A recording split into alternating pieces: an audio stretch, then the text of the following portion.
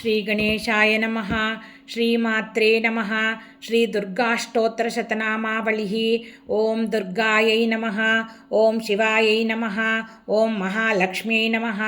ఓం మహాగౌర్యై నమః. ఓం చండికాయై నమః. ఓం సర్వజ్ఞాయై నమః. ఓం సర్వలోకేశ్యై నమః. ఓం సర్వకర్మఫలప్రదాయై నమః. ఓం సర్వతీర్థమయ్యై నమః.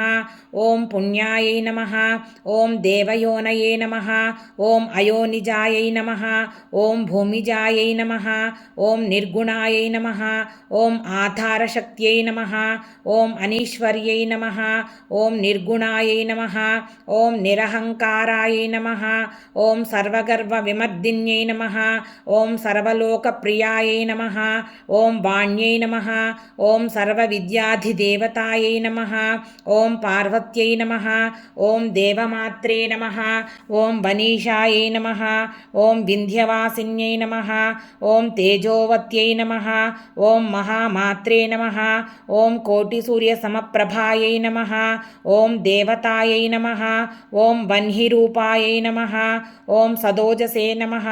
ఓం వర్ణరూపిణ్యై నమః. ఓం గుణాశ్రయాయై నమః. ఓం గుణమయ్యై నమః. ఓం గుణత్రయ వివర్జితాయై నమః. ఓం కర్మజ్ఞానప్రదాయై నమః. ఓం కాంతాయై నమః. ఓం సర్వసంహారకారిణ్యై నమః. ఓం ధర్మజ్ఞానాయై నమః. ఓం ధర్మనిష్ఠాయై నమః. ఓం సర్వకర్మ వివర్జితాయై నమః. ఓం కామాక్ష్యై నమః. ఓం కామసంహర్త్ర్యై నమః.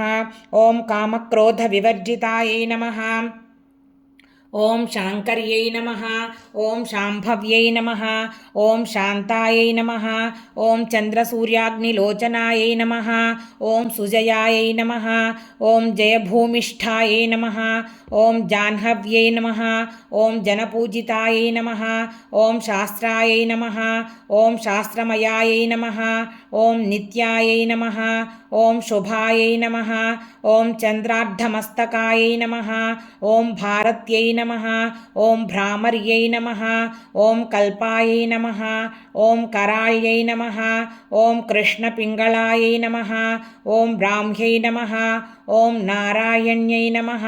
ఓం రౌద్ర్యై నమః. ఓం చంద్రామృతపరిశ్రుతాయై నమః. ఓం జ్యేష్ఠాయై నమః. ఓం ఇందిరాయై నమః. ఓం మహామాయాయై నమః. ఓం జగత్సృష్ట్యాదికారిణ్యై నమః. ఓం బ్రహ్మాండకోటిసంస్థానాయై నమః. ఓం కామిన్యై నమః. ఓం కమలాలయాయై నమః. ఓం కాత్యాయన్యై నమః. ఓం కళాతీతాయై నమః. ఓం కాలసంహారకారిణ్యై నమః. ఓం యోగనిష్ఠాయై నమః. ఓం యోగిగమ్యాయై నమః. ఓం యోగిధ్యేయాయై నమః. ఓం తపస్విన్యై నమః. ఓం జ్ఞానరూపాయై నమః. ఓం నిరాకారాయై నమః. ఓం భక్తాభీష్టఫలప్రదాయై నమః. ఓం భూతాత్మికాయై నమః. ఓం భూతమాత్రే నమః. ఓం భూతేశాయై నమః.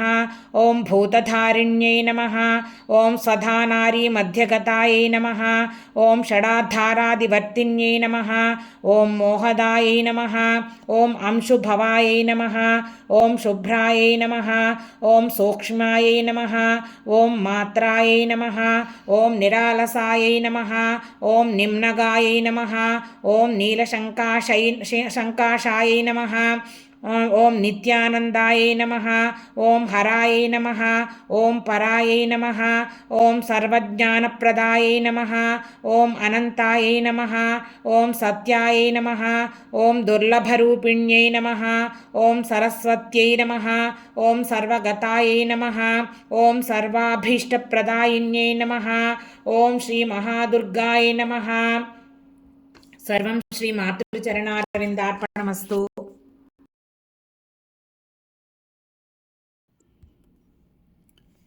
If you like our effort, please subscribe to eBhakti Unlimited channel and do not forget to like and share with your near and dear.